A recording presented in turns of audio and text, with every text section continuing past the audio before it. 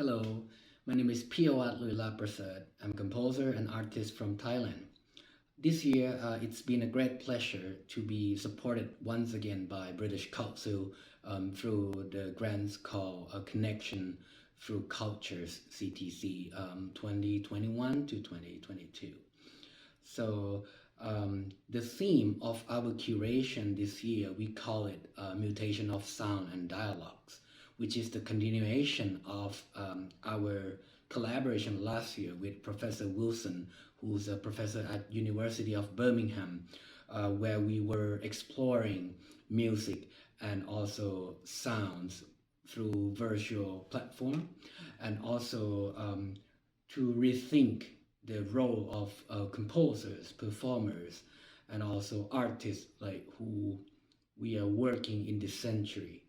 So the project this year, the Mutation of Sounds and Dialogues, we are proposing a cultural exchange between composer and performers from Thailand and the UK, which included Taceti Ensemble, young Thai contemporary musicians, and Professor Scott Wilson, with a diversity of gender, ethnicity, race, backgrounds. So the project aims to exchange local knowledge of music between UK and Thailand. So it's a connection of culture, and also try to reconnect the missing presence that have been gone for a year through the pandemic. So we found that technologies become more powerful tools for artists to produce new sounds and artistic creation. So we found that this is a kind of mutation that also led us to produce our work through different platforms, like for example like digital like analysis, or performance with like online equipments, and also somehow it affect to the musical styles, the decision of music making. So yeah, these issues, and it becomes a challenge for us to run this project. So today we have total 3 activities. Like first, we are presenting the new commission of Scott Wilson that we received a generous funding by British Council, asking him for writing a new piece that influenced the sense of cultural heritage, where Professor Wilson also working on the tuning system that's similar or like influence from traditional Thai music, and also some part of the Southeast Asia. So, and also working through technologies, like because like it is unfortunate that we cannot invite Professor Wilson in person, but fortunate enough we have kind of technology like Zoom or Sonobus, or things that we can communicate even though we are not together. So it's been such a great experience for Taceti Ensemble and young Thai contemporary musicians, that we have been had a lot of good times, like working on tuning system, working on technologies, like how to produce sounds through like all the equipments, and also more experiences in electronic music, electroacoustic music. So I found that the documentation that we're gonna present will let you to see our progress of working together between composers and performers, which I found that this is a great relation between Thailand and United Kingdom. And the second activity will be the lecture by Professor Wilson, which we have been incorporated through the documentary. So we had a great lecture by Professor Wilson, and also great discussion between performers and composers. So I found that this is a key of our working process, that we not just only do things, but we also think that what we are doing right now, like what is the importance uh, of the role as performers, composers nowadays. So it's been a great time that we spend good sessions to talk about that, and to think like why we are still doing arts. So that's the second activity. And then the third one, we have been working on pieces by Professor Wilson. So we have the total of performances in which for 7 pieces. So it is including 3 pieces by Professor Wilson, 3 pieces by myself, and also one big chunk of performative piece, which we call it as collective composition that created by Taceti Ensemble. So with these arrays of diversities in creativities, like work that created by technologies, work that created by composer, by performers, through improvisatory, through performative aspect, I found that this is a great chance to connect the world of art like after the pandemic, even though it's still kind of like hectic situation right now. But I found that it's a great opportunity that provided by British Council. So I would like to say thank you very much for your grants, and I hope that all of you enjoy the show, like especially the documentation, the lecture, and also the performances that we have been recorded for this streaming event. So yeah, thank you very much for listening, and I hope you enjoy. Hi, I'm Scott Wilson. So I wanted to say a few words about the project that we've been working on with Taceti Ensemble and Piyawat.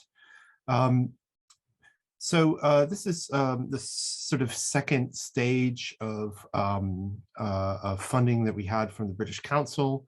So over lockdown, we did a project with the first round of funding where we did recordings of existing pieces with the ensemble, presented some existing pieces, including some electronic music pieces, and did some improvisations together, also working with a British Canadian clarinetist Heather Roche here on the UK side. And in this round, we're doing some similar things. We've been discussing about just issues of working with electronics. We've worked on some more pieces together, which has been really fantastic. And I'll say a little bit more about that later. And we've been working on a new piece with the ensemble, which I've been developing for a little while now, sort of moving towards a presentation of that in the future. So the say a little bit about the new piece. There's no title for it yet, but we got to do some workshopping of this piece last week, and I just had sort of a couple of minutes worth of material for what's going to hopefully be a substantially longer piece. But it's really, really wonderful, I think, to have the opportunity to just try things out with people at a very early stage like that. I think that's incredibly useful and valuable for everyone, really. And when I work on pieces with ensembles, I don't kind of have this sort of old-fashioned idea about composers and performers, you know, as having these kind of clearly defined roles. I really do think of these things as a collaboration between everybody. And I think that, you know, we want to work together on a project that that we all want to do. And it's always really just amazing when you approach things that way, I think what you get from people and how wonderful it can be to kind of work together and sort of develop things in a more collective way. And I think that's especially true with a piece like this, which is challenging in some ways. So one of the things that I've been interested in for quite a long time is pieces that explore different ideas of tuning and pitch organization. And those two things can go kind of hand in hand in some ways. So I've done this in lots and lots of different ways over the years. Of course, some people may be aware the normal Western, at least, tuning system is called 12-tone equal temperament. And so when you have pitches which are an octave apart, so for instance, all the pitches named C are in some number of octaves apart, we sort of perceive those as being the same pitch. In this 12-tone equal temperament, we divide that octave into 12 steps equally. And those are basically the notes that you see on a piano keyboard. But of course, this is a relatively recent historical development. And it's not necessarily the same in other cultures, other musics, other contexts. And there's a lot of interesting things about other ways of thinking about pitch and tuning. And I should just say, maybe this is obvious, but that tuning aspect of that 12-tone equal temperament thing is that it's to do really with allowing key changes and modulations so that things sound the same in every key. And it's also, in the 20th century, people got interested in this idea of serialism, where we didn't have so much of a hierarchical arrangement of pitches. So people were writing pieces that didn't have, weren't limited to particular subsets of those 12 pitches, like the 7 notes of a major scale. So they used all the notes, but there was nothing hierarchical about it, basically. So everything was supposed to be sort of equal. So I've always felt like without trying to react against that, I've always felt like that in a weird sort of way was missing a trick, because I think hierarchical arrangements of pitch, and those can be very novel ones that people, bespoke ones that people have come up with. They don't have to be existing ones like a major scale or something. I've always thought that those were very interesting in terms of the musical implications of them and structures of them. In some sense, we're talking about what people would call mode. So I've explored different modes, different scales, and sometimes different tunings, often different tunings actually in various pieces which I've done. And sometimes those are invented ones.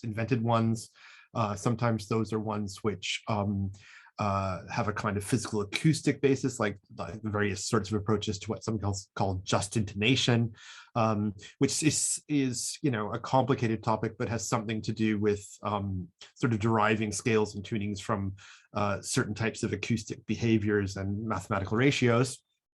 Or they can be ones which are adapted from other contexts. So for this piece, knowing that this is great ensemble to work with, who are really just fierce, committed young people who are really just happy to explore and really adventurous about what they want to do. I thought it was a great opportunity to try to do something. So I started looking at different possibilities for this. And I ended up kind of settling on a scale which is incidentally, in a way, perhaps sort of like the scales that are used in Thai music. Although I don't think that this is a piece that's about Thai music. That's not something that I would feel qualified to write a piece that tried in a serious way to relate to that, because I just don't know enough about it and don't have enough experience of it. But the scale is sort of in sort of 7-tone equal temperament. So if we take that octave and we divide it into 7 equally spaced notes, and then you can make modes and things, different interesting subsets out of that. My understanding of this is not great, but I know in a lot of Southeast Asian music, tuning is has a different concept in a way to what happens in a lot of Western music. So it's not always about precise things, it's about aligning with different aspects of the way the instruments sound sometimes. This can sometimes a kind of more fluid idea about pitch, where your relationship to particular notes in a mode and how you tune them is different depending on what that note is and what kind of structure role it's playing at the time, which is something I think is really kind of fascinating and interesting.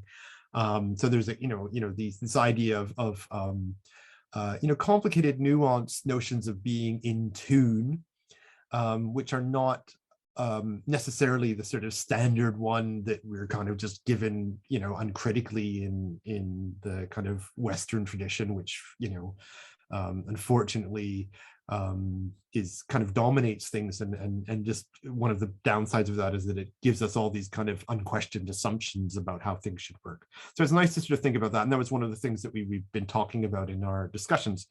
So I just started out working with this kind of scale, and developing ways that we can make a piece that uses this. Now, there's lots of problems with this. So one is, well, the big one really is, of course, is that the instruments in the ensemble are basically, they're sort of designed to use that 12-tone equal tempered Western division of the octave, and that's what people are trained usually to try to do.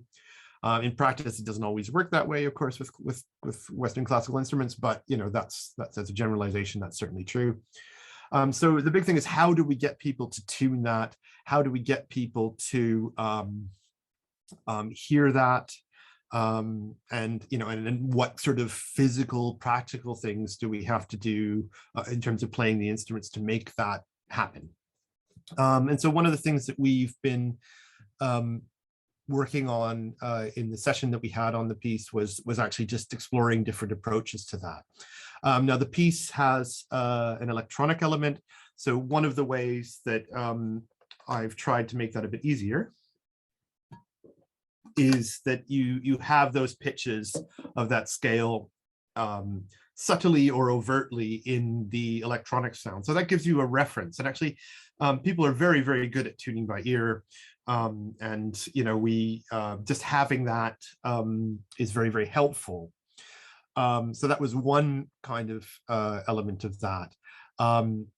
Another element of that is that there's a keyboard part in the piece. At the moment, it's just using piano sounds. I don't know if it's going to continue to just use piano sounds. We'll see as it develops. But that is not a piano. It's an electronic keyboard making a piano sound, and that piano sound has been tuned to that scale. So that provides another pitch reference. So those two things kind of help to immerse the performers in that kind of field or pitch world, if you like. And I think, often when musicians get to spend a bit of time in a different kind of tuned context like that, you find that they very quickly sort of adapt to that, and, almost without thinking. Now, on top of that, I gave them a little bit of guidance. So there's a lovely web app called Lima that Hayam Alami and his collaborators developed to do new tunings. And a beautiful thing about that is, once you've got the tuning into there, you can just get a link and you literally plug that into any web browser. It's just a URL, and it opens up Lima in a web browser, and you've got that scale, and you can press keys on your keyboard or press things on the screen and actually hear the different pitches and use that as a reference too. A little bit of knowledge about the scale, so you know which pitches are kind of close to the normal ones that you're just going to have to shift. So you might think, oh, I've got to lean it a bit this way, I've got to lean it a bit that way, or which ones are really out. So some of them are closer to being really like halfway in between those 12-tone equal tempered pitches. So that's a little bit harder, perhaps, to kind of adjustment. Might require a special fingering or some other kind of adjustment depending on what instrument you're playing. And also some very precise information about that. So, we talked a lot in the workshop about tuning, and I've given, for example, a chart of the scale, and I've said, okay, these are like this pitch is 11 cents normal, lower than normal. Cents are dividing each of those normal 12 tones into 100 parts. So that's very precise. So that means you can get out a tuner and refer to that. But I think in practice, my friend Mira Benjamin, who's a very fine violinist who does a lot of music that's in non-standard tuning, she always says that tuning is a way of listening. It's like a way of approaching the world or approaching the musical world. So I think, it's not necessarily about hitting it precise. It's about thinking about these kind of different relationships in tuning and the kind of the unique and kind of beautiful patterns that can come out of that. And then there's some other sorts of problems that, there's some instruments that have fixed pitch. So we can't really adjust them super easily to match some scale. So pitch percussion is like this, for example. I've have at the moment put in chimes into the piece. They've got quite a kind of rich, not entirely harmonic spectrum. So, they sort of tend to blend into these contexts in which they're slightly out of tune. Okay, I think, particularly for the pitches which are in the scale, which are not that far away from the normal ones. And then we've also got two electric guitars in the piece. And so I was exploring a little bit about how to do that. So there's a couple of ways we could approach that. One is with some sort of scordatura, so you could tune some of the strings this way or that way, but then you've got to think very carefully about which string you're playing, which pitch is on, and sort of work around that. So that becomes a little bit like a puzzle that needs to be solved, or you can play with a slide. And so we were exploring some of those kind of aspects as well. And just seeing what might work and talking about that. So that was all very, very useful. And I think we also did a little bit of practice about just playing the scale and just listening through to it. And I think I'm very, very excited and encouraged by how well that worked. And I think that, particularly in combination with the electronics, was making some really beautiful, kind of wonderful sort of sonic musical environments which the instruments were sort of moving around in, and I think it's a very, very good first step. So I think that was great, and we made a lot of progress on that. We also during these sessions had the chance to work on some old pieces because we had to change our plans of how this round of activity was going to work. Because of Omicron. Yes, we're back, dealing with coronavirus again, but we had to change things very quickly. So we had to adjust because people weren't as available as we'd hoped they were, and make some changes. So there are 3 pieces of mine that were recorded, and all of them required some sort of adaptation. One of them was a piece that was for piano trio and electronic sound, but we couldn't have cello for that. So we talked about this and decided to adapt it for baritone saxophone instead of cello, and that was really wonderful, actually, to have the chance to do that. In fact, with Pisol, who did a fantastic job, and I think it's a great sound and it works very well in the piece. There was also a piece that was piano, bass clarinet, and bass flute and electronics, which was a bit of a challenge because it was actually written for a very special kind of bass flute, a quarter tone bass flute that was made by Eva Kingma, which my friend Carla Reyes has been a bit of a champion of, and the piece was written for her, and Heather Roche and Xenia Pestova to play. But we didn't have one of those instruments, so we had to adapt it to normal bass flute, and the flutist in the ensemble was really very helpful with that. So that was a great kind of opportunity to develop that.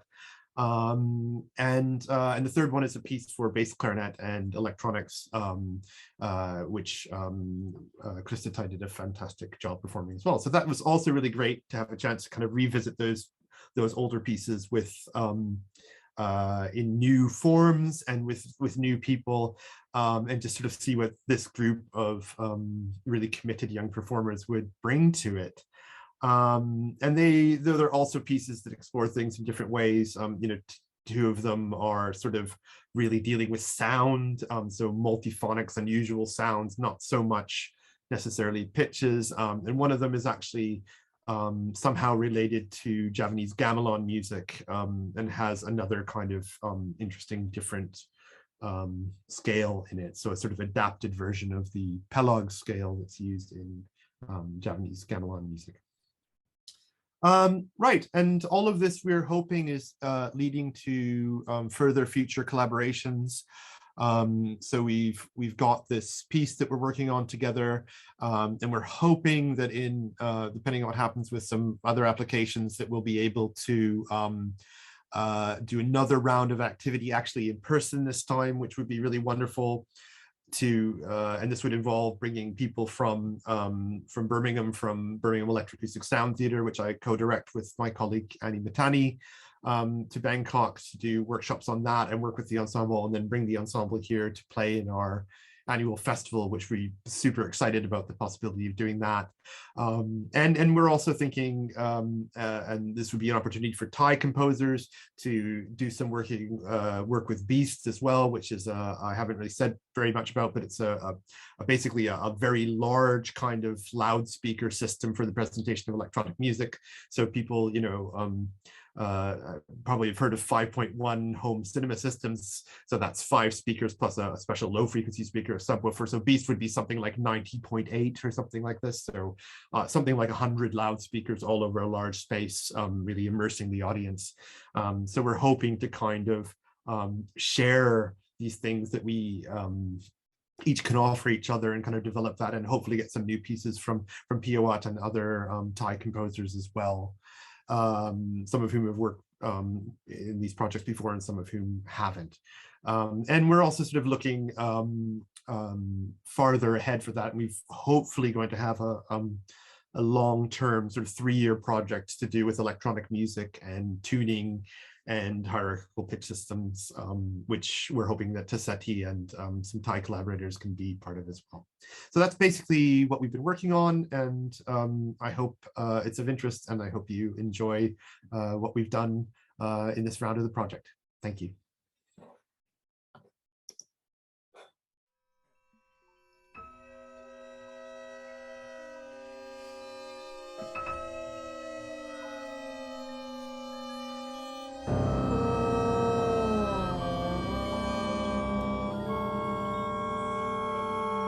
Study. So we just do some testing today to see how it goes, but so don't worry too much, about everything. Is it very loud there, or is it it's kind of hard to Okay ป่ะทุกคน I think it's quite soft, but the space here is quite jammed. So I thought it probably feels very close. You're playing the electronics in the room, or yeah okay. It's a little bit hard to hear. The quality is a little glitchy, but that was very nice to hear for the first time. So these are just some kind of little fragments of ideas that I put together. I don't know. So I guess the first, I'm actually, it's very nice to hear that, and we can do a little more, but I think I'm curious, first of all, just to see how people are finding this. And I guess the obvious thing is that there's this sort of strange scale. And how do people sort of find that to cope with? Is it easy to play it? Is it easy to kind of tune with the electronics? I mean, what if we did, I don't want to, some of them are okay. Is some people not okay, or? I think most of them okay, like no problem at all. I think everyone is okay. Yeah. Don't worry. Yeah. I mean, would it be worth just to kind of make sure it's in everybody's ear? Like if we were to play just like a C major scale on the keyboard, just the keyboard, and then people could just play along with it very slowly. But if maybe if the keyboard just plays it first and everybody can hear. Okay. Yeah. กล้องพี่ตรง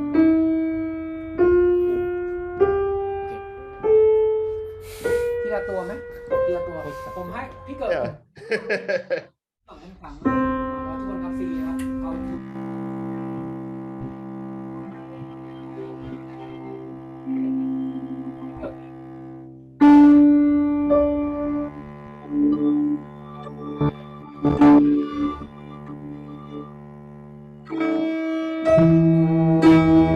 I'm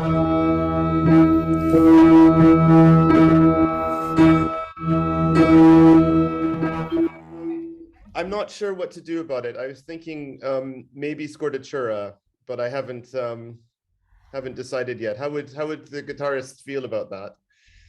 แก้ให้แป๊บนึง Yeah, yeah. So they're figuring out now. So like But I they was thinking if they just tune the high E string about a quarter tone flat, yep.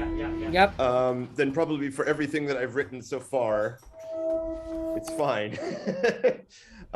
But I don't know about the I mean, I was thinking about either maybe doing that or maybe using slides, but you know, today we're just trying, so I think why don't they try to with the E string and quarter tone flat and see how that goes. But I'm more you know, I'm more worried about I mean, obviously the tubular bells won't be in tune either, but that's okay. It's a bit of an effect.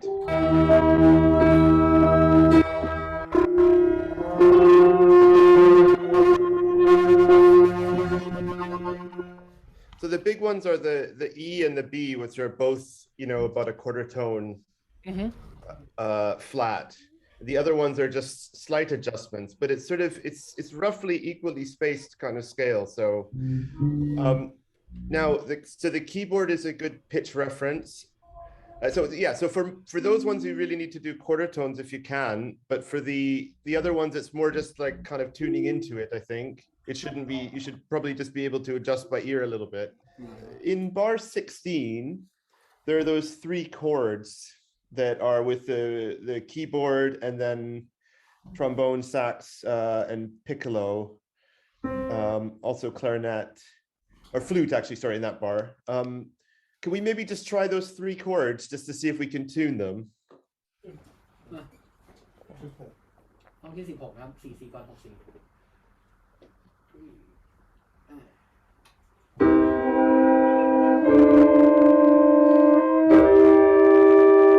That's not bad, actually. That's not bad.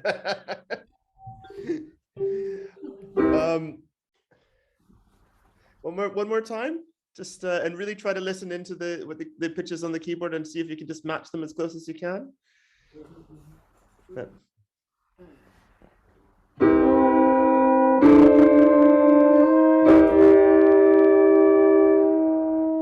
Yeah. It's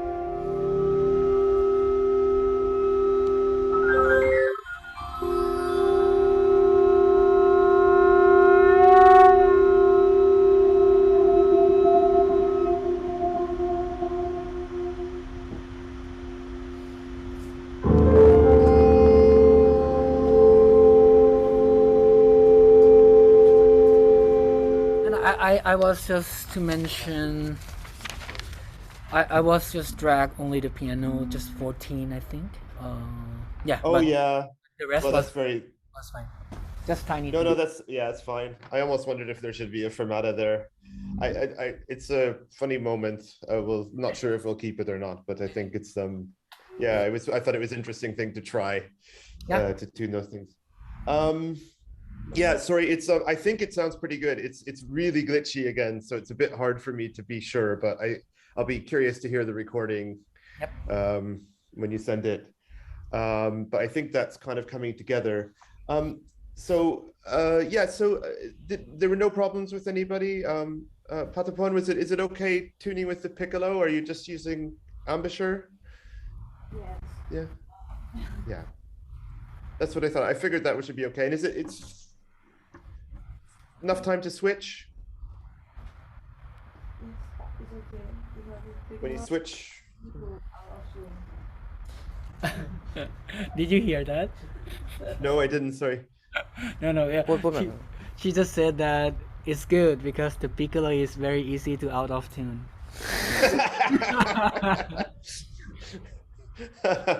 And so I just suggested we get, maybe we can be on different notes of the scale. I don't really mind which, but just something like sustained, but with some texture, like a timbral trill or flutter tongue, or just anything with some kind of texture in it.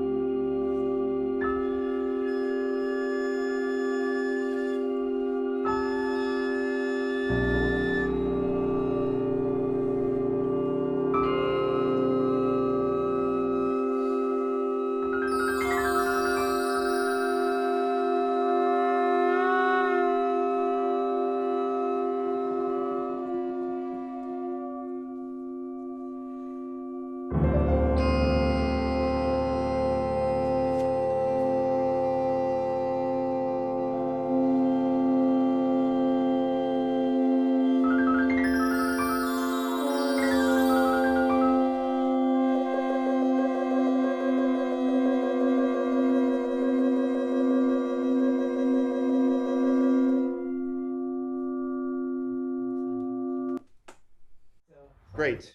Fun. Yeah, thank you so much, Scott. No, thanks. This was a pleasure. I need to talk to you. Oh yeah, thank you. Thank you, Kao Kun. I try anyway. I should talk to you about the 9th, I suppose, Piyawat, but I think if other than that, I think we're probably finished for now with this, unless you wanted to do anything else. No? Okay. I'll send you a message about the 9th.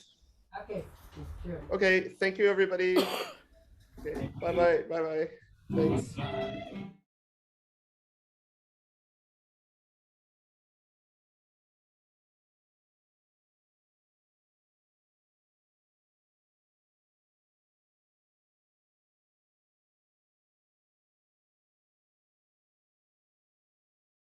So I'm gonna talk about a couple of things today. One, I was just going to talk some general things about doing pieces with electronics, and I'm quite used to talking to composers about this, but I think it's really interesting also just to talk to you all as performers and your perspectives. And we've had a number of pieces that we were working on this week that use electronics in sometimes slightly different ways. And Piyawat, I know they have been recording some of your pieces as well. And so maybe if at any point you want to kind of chime in and add, that's great. And so we'll talk about those things. And again, if I've got things to talk about, so I can just keep talking, but please, if there's any questions or anything that people would like to talk about or about your experiences this week, that's also fine. So we can just use this time as we like. And then at the end, I thought, we could talk a little bit more about the new piece we were working on and a little bit of the theme that was in the application for this round that Piyawat did, which was mutations in sound and culture, and so a little bit about how different cultures come together, but also specifically in this kind of online context, which I know we hoped we might not be in this week, but we've ended up mostly back in, and now I can see everybody's online. So yeah, and just thank you also for having me. This is really a pleasure, and it's been great also just working with everybody again. So does that sound all right? Yeah. Yes. Okay. And please, anybody just speak up at any point if anything needs clarifying, or I think everybody's got pretty good English, but if something isn't clear or whatever, we can pause and sort that out, or explore anything that we need to explore. So the first thing was just to talk about this kind of general thing of instruments and electronics or electroacoustic sound, and I think this is something I think traditionally, at least, people aren't really trained in very well. If you're trained as a classical musician, is that fair? Has that been your experience? I guess maybe people who play things like electric guitar maybe get a bit of a little bit of it, but mostly it's kind of something that you kind of have to learn afterwards, I think. So that can be a bit strange, I think, because you come and suddenly there's just microphones and strange sounds and processing, and you're not necessarily, and it's not the same, right? Like it's not the same as playing in a chamber ensemble, where you've got people there and you're responding. They act differently, they do different things. Electronics, the relationship between the two elements is different than in music that you're probably familiar with. So, I mean, the first thing maybe is just to say that I tend to think that it's good to think of this as a genre unto itself. So it's not, sometimes people think of a piece for instruments and electronic sound as being like a piece for instrument and piano, which of course there's huge numbers of pieces written for that configuration. And that's just, of course, it's not necessarily the case. And we could think about some reasons why that might not sort of be the same. So one is that, when you've just got a person playing a violin or a clarinet or something and a piano, I mean, you've got two people in the room playing together. It's very much that kind of chamber music interaction. But when you have electronic sound, that might be contrasting this soloist, if you like, perhaps playing with, recordings of a whole different space or time. So you could capture, it could, for instance, include something like historical recordings from another part of the world and another time.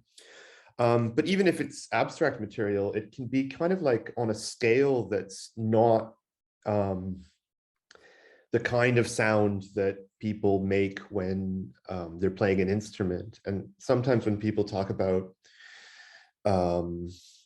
somebody playing an instrument, they talk about gesture. And I think that idea brings with it this idea of something being on the level of an individual person or agent or something, expressing something. But electronic sound can be more like a landscape, right? Like it can be, like a whole environment or something. So that's fundamentally different, really, I think, from this kind of piano and instrument kind of idea. So it's interesting to think about that. I mean, the other thing is that you're contrasting something with, at least if it's a live performance, with a person who's physically there in the space doing something, and something else that's just possibly coming through loudspeakers, perhaps, if there's not a live performer who's kind of obviously making the electronic sound in some way. So that's a different kind of contrast. So I think it's interesting when you're approaching these pieces. The first thing that maybe this is interesting from a performer's perspective too, is just to think like, well, what is this piece, right? Like, what is it actually trying to do, and what are the relationships between these two elements?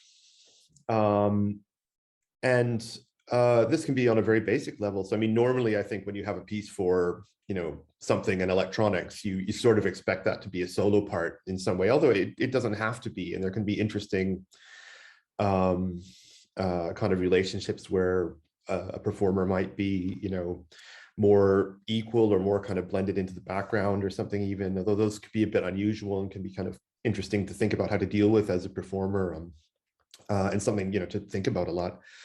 But you can have, I think, sort of metaphors, if you like, to talk about what these relationships might be. So we could say, traditional ones would be something like a soloist with some sort of accompanist. So you've got some kind of performer who's doing the main part, and then you've got electronics which are doing some kind of accompaniment to that, if you like. You could have soloist with backing ensemble. So something that sounds, even if it's abstract, like sort of like an instrumental ensemble, or it's behaving in that way. So you might have electronic sound that's doing counterpoint or harmony or something like this.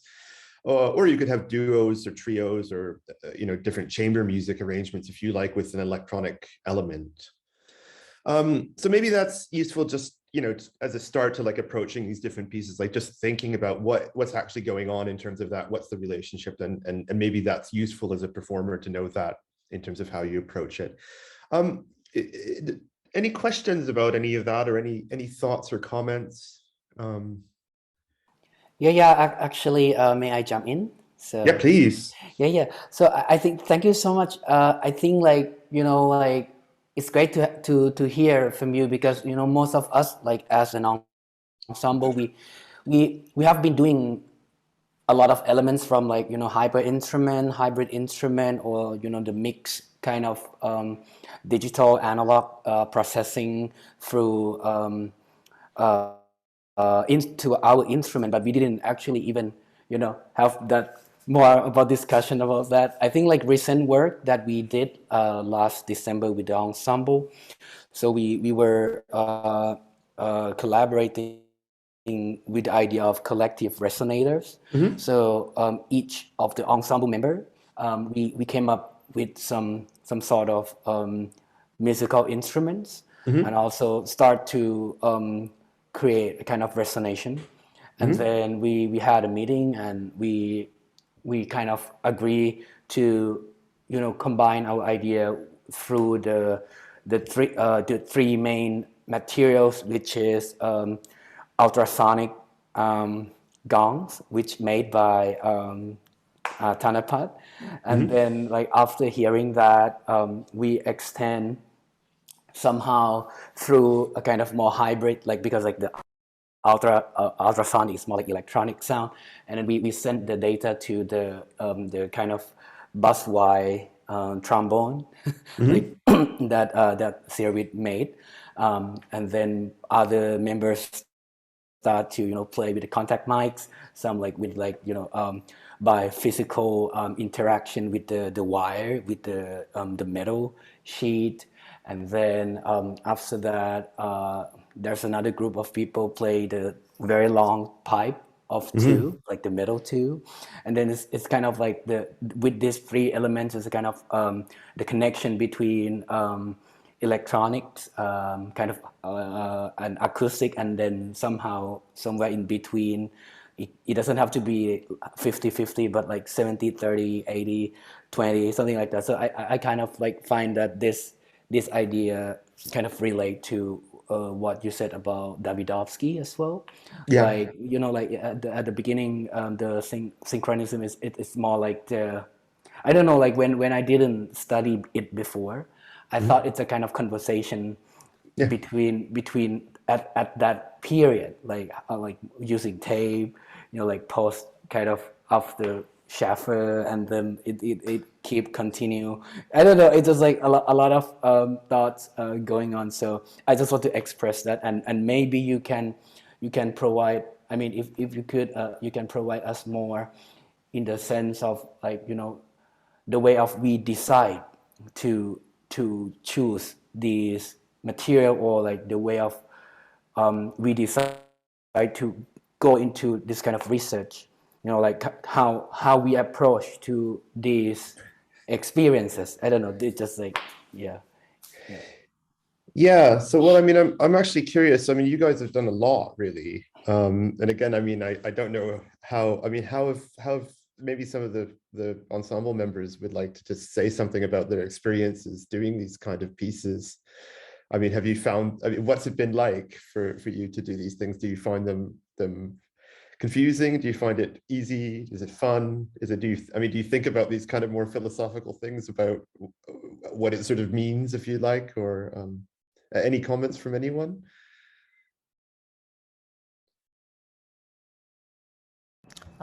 Maybe I can talk a little bit. So it the question about the relationship between the performer and electronics is actually very interesting. Like, I kind of have this question, like, was pondering about it, like kind of unconsciously. I don't know. Like, I haven't really asked about it, but when hearing the question, it kind of rings some bell about some thought that I might have playing like your piece, or like other people's piece. So and so to as I've played, like, there are some that are just like what you said, like it's kind of like like we're submerged in some kind of landscape, and like yeah. And there are also some that's like, say, maybe like Davidovsky's piece that we play with the tape, so the interaction between the performer and the tape might be a little bit like how would I say, like, inorganic, like yeah. There are a lot of pieces like that, but so I don't know. Okay, so, and to me it kind of raised a little bit of question that, like, how about like the relationship between us and the electronics, like, well then, so say that, like, for Davidovsky piece, we would you say that it's somewhat like a more traditional one, that you can like take this and like put it, arrange into a chamber music piece. Yep. Right? But what if we kind of look backward and like kind of look at the interaction with the tape, like, as like another performer? Can we do that, or like Yeah, how? I think you can. I mean, it's interesting because this also comes into sort of practical questions of like, how do you actually realize these pieces? And of course, that's maybe somewhat separate from how they're perceived by people. You know, when I talk about these metaphors, I mean, maybe we're talking about what it seems like to somebody listening to them, but from a practical point of view, it's like, well, how do you actually make them work? And there's all sorts of problems with that. I mean, you know, and there can be problems that you don't have, you know, in a chamber music context, because you can just say, oh, beat 2 of bar 157, and you know, things that are very simple for performers are not always easy with electronics. And beyond that, there's this kind of, yeah, this idea of like this dialogue with the tape. And I guess, you know, this is the other thing, is to say this way that it's perceived is not, it's not static, right? Like, this has been evolving for people. And in the earlier days of electronic music, like even when I was a student, people would sometimes say, like, particularly if you had a tape piece, what people used to call the tape piece, right? Which is, we could just think of this, and for this purpose, as something that just comes out of loudspeakers without anybody obviously doing anything. People would say, oh, that's boring. You know, that's that's not like a concert because you're not watching anybody do anything. And so people worried about this a lot. And so they started coming up with these immersive sound systems, and they had these ideas like cinema for the ear, they would call it, and these kind of experiences and stuff.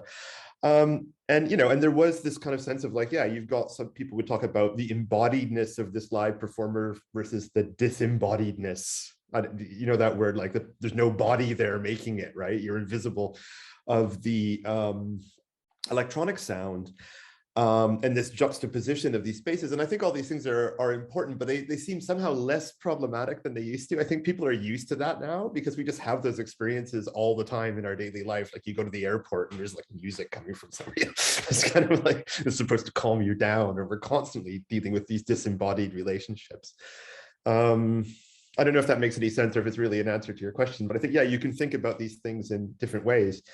The stuff that Piyawat was describing, I mean, that sounds to me more like a kind of extended instrument and space. And that's something really interesting to think about, that you could have something like an instrument with a physical resonator that are connected electronically. So really, like that's, if you think of like a clarinet as a sound source with a resonator, right? That's an instrument. Then, with what Piyawat was describing, it's like there's a traditional instrument and a microphone and an electroacoustic system and a physical resonator, and that all is like one big resonance system. That's like an instrument. That's really interesting too. And there's been a lot of interesting work of people doing, I guess you could call that a hyper instrument, those kinds of hyper instruments which build some kind of electronic system into an acoustic system. There's a feedback clarinet. Krista, I don't know if you've ever seen the videos for this, but Scott McLaughlin in the UK is one of the people working on this clarinet. And I think I've only seen it once or twice, but I think like the mouthpiece is actually separate and it like gets picked up, and then the sound from that gets put into the clarinet. So there's this kind of like, you imagine like between your mouthpiece and the tube of the clarinet, there's like this electronic system that's translating it. And so by doing that, they can make feedback loops from the input, the output, and actually, have it behave more like an electric guitar that's too close to its amplifier. So that's, yeah, I don't know. This seems really crazy and fun, but there's something nicely tangible about that you can. It's not disembodied. It's this thing that you're somehow dealing with in some way.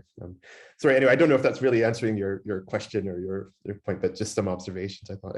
Anybody else have anything they'd like to say at this stage, or no? Yes, maybe can I jump in? Please, yeah. Yes, thank you so much, Scott. We have been watching and seeing your performance, and some of us have been playing your piece and your team, your colleagues. I think we found out that we gain a lot of more experiences about the new aspect, new experience that we can develop a lot. So, but I found out that when I start to doing the electroacoustic or some kind like a beginning of electronic music, I found out that the possibilities and many possibilities compared to acoustic instrument like a playing on the acoustic instrument. So can you sharing to us about the process of when you're starting doing electronic music, like how is your idea, how is your perception, or how do you minimize the various possibilities to scope with your idea for when you're starting composing a kind of electronic piece or something like this? Yeah, that's a good question. I mean, I can speak probably more to my personal experience than generally probably, but I suppose Piyawat could probably add something about what he does, and I think there's probably other people on this call who could talk about their approaches. I mean, some of what I'm doing is just coming out of years of working in particular ways, so one thing that happens in some of the pieces I've done is, and it's happening a bit in this new piece now. It's one of the reasons why we wanted to do recording, is taking the sounds of the instruments that were in the piece, and so that the electronics somehow come in part from that. So that's creating a kind of a different relationship than than just a kind of abstract one, because there is a kind of, the sounds are similar. So I'm often thinking about practical things, actually. So, you know, who is the, and I think there's a kind of, as a composer, there's a sort of, you know, professionalism kind of aspect to this, like, who are you writing this for? What circumstances are they going to play it on under? And, you know, how is that going to be doable? And what is that going to take to make that happen? So one of the things that I would think about would be synchronization, right? So how do you get things to synchronize? Does that make sense? I mean, maybe this is this like too practical, really, or did you want more kind of aesthetic things? I think I want to support Cyril in the way that I know, like, our theme is about mutation, right? It's like somehow mutated, and I think it just, there are some aspect that, because the ensemble have been working since 2013, 14, we start with something really classical, you know, like start from Stravinsky, Bach, or, you know, kind of like conducted pieces like that. But then after that, I think many performers, like many people, like, we try to get out from our practice, like our disciplines. Like, for example, Sirawit start to build the instrument, or start to think about how to make electronics, and, you know, somehow he has some kind of like performer aspect, right? And then how he would kind of like mutate from his own practice. So you're starting, Sirawit, from a really like a kind of personal relationship with your instrument, maybe, and what can you do with that? Is that sort of fair to say, would you think? Yeah, that's what I exploring first, because the material and the experience that I gain right now is basically based on the practical instrument, I think. Yeah. So for me, like, it's different every piece, I would say. And so I think I could just say a little bit about maybe the pieces that we've been working with this time around, or well, I could also talk about what we did last time, I suppose. But so, I mean, this time around, we've got this piece Blue for bass clarinet and electronics, and that's really sort of came out of you know, I used to play clarinet. I don't really play it anymore, but I still, you know, it's nice for me to write for clarinet, because I can go into a room where nobody can hear me and I can get one and actually try things. So that's you know, making sure the soundproofing is very good and everything else. But so that piece really came out of getting, you know, just getting the bass clarinet from the university where I work, and just trying multiphonics and things, and just liking the way you know, when I write with multiphonics, I think that, like, what's really beautiful about them is not that they're like chords. I don't think they're like chords. They're sounds, you know, and they're sort of beautiful sounds, but they also evolve. So as you kind of get louder, they change, right? So, and I'm sure, you know, Chris Taceti, and I'm sure other people in this room, you know, have this experience of, like, it's hard to balance them. But so I think it's nice to not try to balance them, just make them kind of shift and change. And so that one's a little bit like just trying to explore that world, and then the sound that comes out of it the electronic sounds come a bit from some of those sounds, and create a kind of a world where it feels like those sounds are kind of circulating and resonating, I think. And it's a little bit like, I mean, coincidentally, you know, because the piece had nothing to do with this project, it reminds me weirdly of, like, mouth organ, you know, like Thai mouth organ, or Laotian mouth organ. It's Can is the word? I'm sorry, is that what it's called? Does anybody remember? No, yeah, that's right. Okay. So there's a little. Yeah, thank you. So just a little bit of that kind of sound. It's not really about that, but I think, and so there's just this kind of, and that's kind of bending of pitch that you can get with those things, which somehow relates to this idea of blueness, you know, and this idea of notes that are bent and adjusted and not in the normal tuning.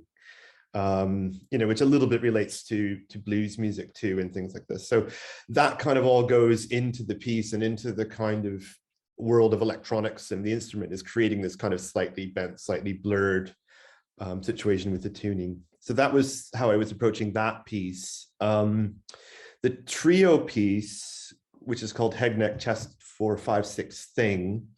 So that's really a piece that came out of my experience of playing Javanese gamelan music. And so I played that for many years, and I actually was really lucky when I was studying to be able to study rebab, which everybody probably knows is the 2-string spike fiddle.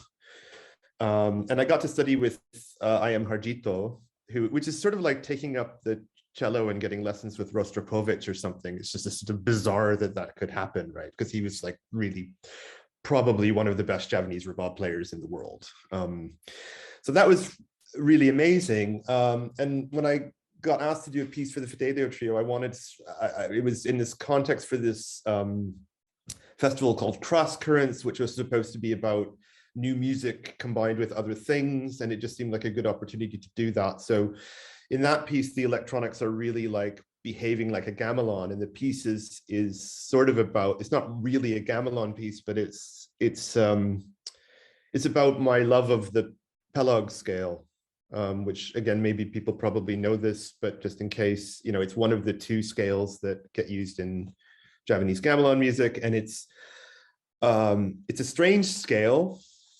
From I shouldn't say it's a strange scale. It's not strange. It's not strange to gamelan music, but it's very different from and I think that how the scale works and how tuning works in that music is really different from what classical musicians tend to think about. It's a different idea about it, but sometimes people think of it as a 9-tone equal tempered scale, but missing a couple of notes. And so I just wrote a piece that sort of came out of that. And so that really in that piece, it's more like the Davidovsky. It's like a kind of chamber ensemble in a way, accompanying the players. And then the other trio piece, I should say, actually, which is Low, was a very short piece, which was written in response to the death of Leonard Cohen. Do people know Leonard Cohen? Yeah? No? So Leonard Cohen was a Canadian, so I'm from Canada originally. He was a Canadian poet and musician, better known as a songwriter, really. And he was quite a funny character. He's a good poet. He wasn't a very good singer. His voice is very rough and low, and it just got lower and lower and lower as he got older and older and older, and then eventually he died. And so he had a song called That's No Way to Say Goodbye, and so I took just the refrain of that. So that's no way to say goodbye, which Kirk might recognize from the piano at the end with the muted notes. And just stretched that over 2 minutes, and then just mixed it up with these bass flute and bass clarinet multiphonics and some kind of extended piano sounds. And it's just sort of this, it's just like an idea of like, he didn't really die, his voice just became too low for us to hear, and this is all we get, is this kind of blurred out goodbye. So in that case, it was really like a response to that person and his music, and just responding to that metaphor. So for me, like, I think every piece is different. I'm kind of terribly inconsistent. I don't know if that's been particularly good for my career or anything, but it's been interesting. Does anybody want to say anything about that session and or thoughts about the piece, or where we might go with it? Anyone? Hello. Hello. Yeah. Hello. You said something about the Thai music. So I would like to share that I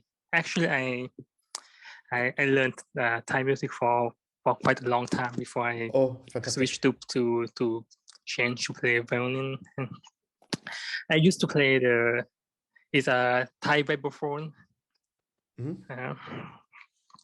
And first of all, I like to say that I started playing the Thai vibraphone when I was very young.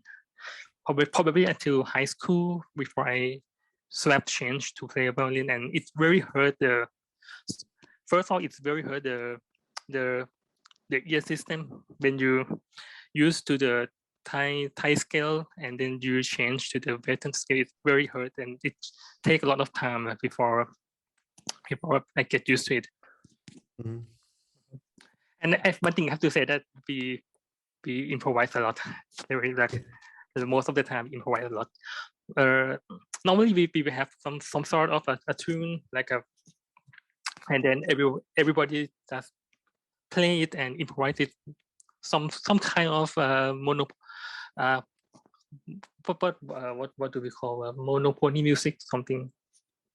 Yeah, so it's heterophony, so they're playing sort of the same tune but not exactly the same. Is that, or with embellishments? Is that? Yes. And yeah. we like improvising and add something, some sort of ornament all the time. Mm-hmm. That is. Yeah, I mean maybe that's something that we could look at exploring too, this idea of ornamenting things, whether that's improvised or not. I don't know. I mean, I kind of have the impression that you're all pretty happy improvisers, but is that are you all pretty easy with improvising? Classical musicians aren't always, you know, aren't always happy to do that, but okay. You mean improvising on the Bali scale? Well, yeah, improvising. I meant just generally. I mean, sometimes performers don't like to improvise. They, you know, if you come from Western classical tradition, you're used to having notation. So, I mean, I have other pieces with electronics that have improvisation in them. I mean, sometimes I've done things like it's sort of funny because I mean, I have this piece for piano where it actually, like, the computer sort of improvises with the piano in some parts of it. And I thought, well, you know, if you're improvising, you should be, if you say you want people to improvise, you should be open to what that's going to mean. You know, and often when people say they want improvisation, they don't want just anything, right? Like they want certain sorts of things, but they want to also have an open mind for some things that might work that they couldn't come up with. So in that piece, I started out with some kind of suggestions for the performer of certain things they could do. And then once she kind of got to know the piece quite a lot better, she could find her own way into it. And I thought that was a really nice way of working, because it made her feel secure. You know, like if you do this sort of thing, it'll be okay. But she could also move a little bit outside of that. Does that make sense? Yeah. So can I just ask you, Tapanat, because you yes. I like the emoticons. So I mean, is it difficult for you to play pieces that are in different tunings? I mean, or do you feel that this experience of moving between these different musics makes it easier for you, or does it make it harder? Since it's quite a long time since I stopped playing the Thai instrument, so I'm now quite used to the Western scale, and it needs some time to adjust. Yeah, I always feel sorry, the one thing is the Thai vibraphone is quite easier than the violin, because you can tune everything, so you don't have to depends everything by your fingers and your ears. It's quite more easier. Yeah. I mean, I often find when working with these things in different tunings, when you're sort of, once you get used to the piece or the context or something, it becomes easier just to hear where those notes should be. And that's one of the things I was thinking about, is like having things in the electronics, whether they're overt or subtle, that like show you where those pitches are. People tend to just kind of, I think people tend to just kind of adjust, at least for the things that are not too far off, you know, the normal pitches. Like we know, I mean, I don't know if you've heard this before, but like, you know, string players, when they're playing in string orchestra, they tune thirds differently than if they're playing with a piano, and they do it without thinking about it. It's really interesting. Yeah, so there's something about being immersed in that world. Tika, did you want to say anything? Or you? So, hi. Hi. For me personally, I shift from like classical music to something crazier, and I can like I can I can be more like open-minded, and I want to try everything. But I can speak for my friend who still like their classical music. What we doing is like very, very hard for them to understand, and they kind of like new things, completely new, even though you ask them to change, or you ask them to play out of pitch, out of tune a little bit, they will kind of freak out. Yeah. Yeah, I just want to say that. Yeah, it's funny. It's sort of what you're used to too. Yeah.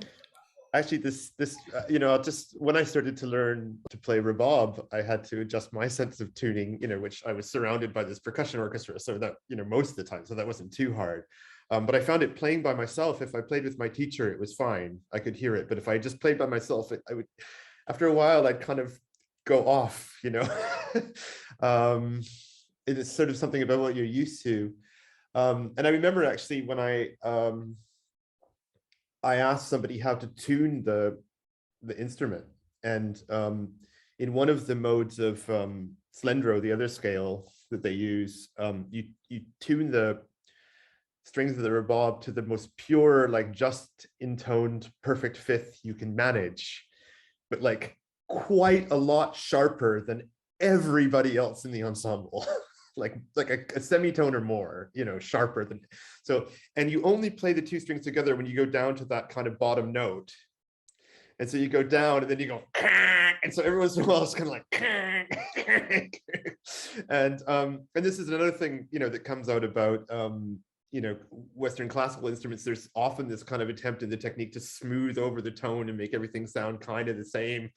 And an instrument like the rebab, there's no interest in that. It's just kind of, so I realized this is not something I'm used to. So I asked somebody, well, how sharp should the strings be? And the only answer I got was sharper than you think. I got that one too. I got the same. Like, it's really good advice though, actually. It's really, really good advice. And it was one of the things that it convinced me that actually these kind of projects can work if you can get people to listen, because by just listening, I mean, you know, you all as musicians, you've got really good kind of feedback loop. And if you're just hearing these pitches, it's not that hard to kind of lock in with them, I think. But, you know, that tradition of studying, I mean, I don't know what it's like in Thai music, Tapana, it might be quite different, but when I was doing gamelan, what also struck me was how much more of learning it was about listening rather than being told, you know. And my teacher, I remember he would say, sometimes when you play the rebab, you have to delay. So he's meant by that, you would be a little bit behind the beat, you know, so everybody else would go dong, and then you would go dong, you know, and I was like, really? When? And he'd go, sometimes. And I just loved that, because I just thought, well, you know, it was sort of like, shut up and listen, kid, you know, like, I'm not going to tell you, you have to feel it. And that's really, I mean, maybe that's just something we can think about in terms of how we work on these things, is how can we focus on the feel of some of these pieces and sort of putting them together, if that makes any sense. Yeah, I don't know. I have some cultural conflict. Oh, please. Okay. I mean, as far as I have been encountered with Thai music, yeah, I found that Thai, like, I just try to generalize them, but maybe I'm wrong, but I feel like Thai, we are like kind of approximated culture somehow. I don't know, like when we have kind of improvisation, we always just like, okay, we heard this before. I mean, like in the past, right? Like when we had kind of like the like Thai ensemble, they didn't have even original Thai instrument, but they come from, you know, Indian, come from Chinese, come from Javanese, so kind of like too many mix. And I found that Thai music, it's kind of too many mix idea inside too. And also when Thai ensemble improvise, it's more like kind of, you have to compete someone. I don't know, like they have a process, it's called level. right? Like the improvisation level 2, level 3, level 4. Okay. It means like you get faster and faster. And yeah. It's a kind of concerti situation, you know, compared to European. It's a kind of like one ensemble has to, you know, oh, I'm faster than you, and then another one, I'm more, something like, it's a kind of a game somehow, and I found that this is kind of what from Tapanat said in the beginning, like about like this kind of improvisation, like, and also reflect to Kantika, like, because about like when people get all scared, oh, this is not Mozart, I'm dying, you know, something like that. but it's more like a kind of cultural thing. I don't know. It's a kind of some practice that people have been taught somehow. I don't know. What do you think about that? Anything from Canada or from UK or? That's great. I mean, you know, well, the first thing, I mean, I have to say, I want to be very careful about this stuff, because I think it's really important for me coming into this to, you know, just be aware of how ignorant I am about all sorts of things. Please. So please, you know, please correct me. Yes. And I'm really interested to hear what you all think about this. Yeah, I mean, you said that people have been taught or learned. I mean, actually, ethnomusicologists sometimes use the word indoctrinated. And I think that's true of Western classical music and anything else. I mean, there was a famous paper that I think Bruno Nettel wrote about doing an ethnography of a Western university classical music department. And it's quite entertaining in the sense of it, you know, not taking those cultural assumptions of that as somehow given, you know, so that when we play new music or we play Thai music or we play blues or we play whatever, that we're not, you know, that's not the change from the normal state. There is no normal state. And so it's really interesting, I think, just to think about different musics and what they value. And I think that that's often what's coming up with people when they feel challenged by these things. You know, so there's something that the person who's freaking out because it's not Mozart, there's something about that's threatening or that's at stake for them, that challenges what they value about what they do and what they value about that music, right? So there's something about, this is this piece of music which is part of a canon, so it's been, you know, selected by great musicians or scholars or something, and it's been kind of put on a shelf as this great thing. And I'm not trying to say Mozart isn't good or whatever. I mean, people can feel however they want about Mozart, but it's, you know, that's been set up and you have to play it the right way. You're not supposed to interpret it, or you can interpret it, but there's sort of, there's a frame around what you're supposed to interpret, and you have to learn that, right?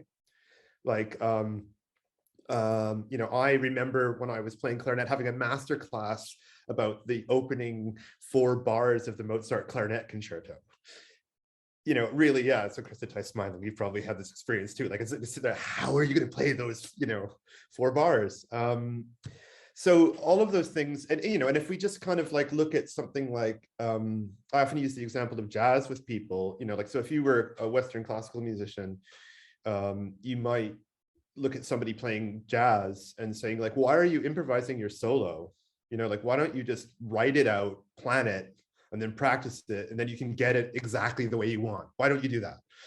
And, you know, the thing is, that's, from my perspective, that's the wrong question, right? It's not just that, that's misunderstanding something fundamental about jazz, right? So jazz values this idea of spontaneous, almost heroic, you know, going back to the competition thing, expression of the individual in the moment, right?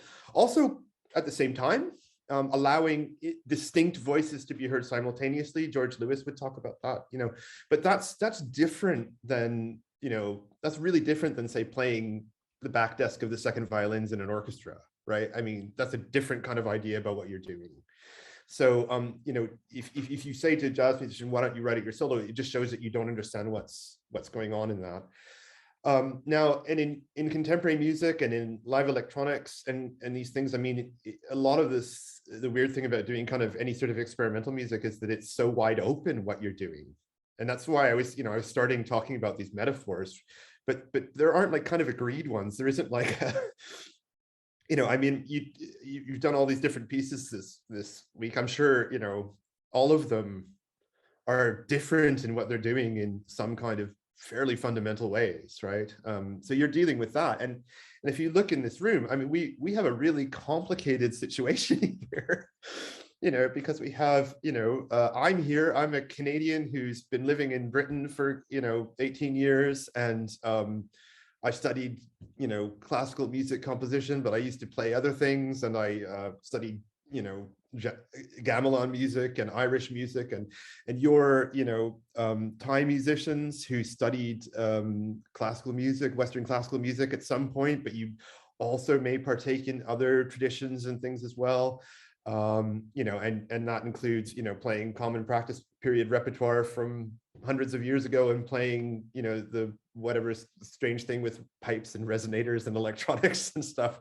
And those things are all different. So everybody in this room, I mean, this is like a really culturally layered situation, right? And even this kind of idea that, like, you know, I mean, I think, you know, you have to resist this idea of like, oh, that I come from Canada or Britain, so I have this idea about what I'm doing, and you guys are from Thailand, so you have this idea about what you're doing. I think that's really, like, it's way, way, way messier than that, right? It's, would you agree with that? I mean, I think that's great, actually, in a way. It's really, it can be confusing, but it's very rich. It's, you know, there's a lot of wealth that we can draw on from there, from everybody's different experiences. So sorry, was that sort of the response you were looking for? Or sorry, have I addressed the point? I think that's fun. I like, I mean, I think it's great. I mean, that's why I feel like we have kind of similar situation, like from what we know, right? And then from what we experience, and how we decide to make change, or how we decide to, you know, step to some other areas that we haven't explored. So that's what I really, you know, interested in that. I don't know, in our compositions at least. And then well, and we're all so kind of layered, right? Like in our experiences and what we value, we all have multiple identities, and I think that's really interesting. And I remember when I was studying, somebody once said to me, you know, Beethoven is Japanese music. And I was like, yeah, it is, actually. You know, they play, you know, they play Beethoven all the time in Japan. You know, there's like really good recordings by, you know, orchestras in Japan. You know, like there's really good Japanese conductors, you know, recording Beethoven. Like, it's Japanese music. It's kind of true. And actually, like, you know, if you go talk to people in Japan, they probably have, like, most people there probably have more experience of Beethoven than they do of Gagaku or something like this, right? You know, and yet Western people are terrible, right? Like they always kind of go, oh, you know. I remember seeing, I don't know if you've ever know the composer Dai Fujikura. So he's Japanese British, but he grew up in Britain. And I saw him interviewed once, and the person said, so what's your relationship to Japanese music? And he said, I have none. Nothing. Which was really funny, because I think the interviewer got stopped in his tracks because he had a series of follow-up questions pretty clearly that he wanted that were going to lead on from that. And then it was kind of like, nope, nothing, nope. You know, and that's okay. And, you know, I feel like gamelan is an international music now as well, right? Because there's gamelans all over the world, you know, and it's become this kind of, I mean, partly because of the nature of it and because it allows people who aren't experts, but it's become this kind of thing. You can, you know, there's, I don't know how many, there's probably 4 or 5 gamelans at least in Toronto, maybe more by now. There's at least 2 or 3 in Birmingham that I'm aware of. Yeah, I mean, it's so these things are complicated, but that's okay. That's interesting. I think that's it's nice to get away from these simplistic ideas about who we are and who we want to be and what we're doing. I think that's important, really. Well, it's been really great, just actually, as I said, to have some time to talk with you all. I think it wasn't kind of so rigorously scheduled. I think that's really important. So, I mean, maybe we can, you know, whatever happens, we can find ways to keep doing this. I'm very happy to hear from anybody. We can make this, you know, continue this as a group conversation. That could be in that chat, or if anybody wants to get in touch individually about anything really to do with this project or else, or anything else, we'd be very happy to hear from you all. So thank you so much for your work on this round of things, and it's been really great. So I'm really looking forward to what's going to happen next. Yay! Thank you so much, Scott. Thank you, Piyawat. Yay! Thank you, Ryan. So, yeah, just like last cheesy thing. So, I mean, it's a kind of, I mean, I feel like our let's say connection start from Anotai.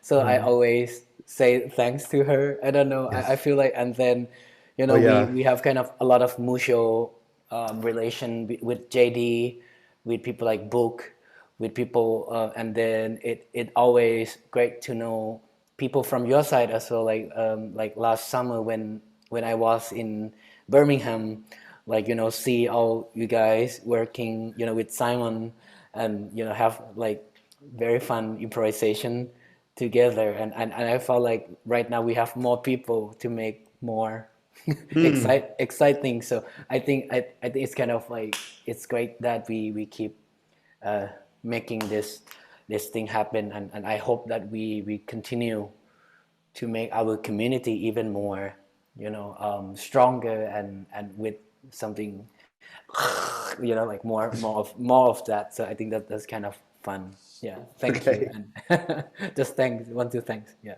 thank you. Thank you all. Thanks. Okay.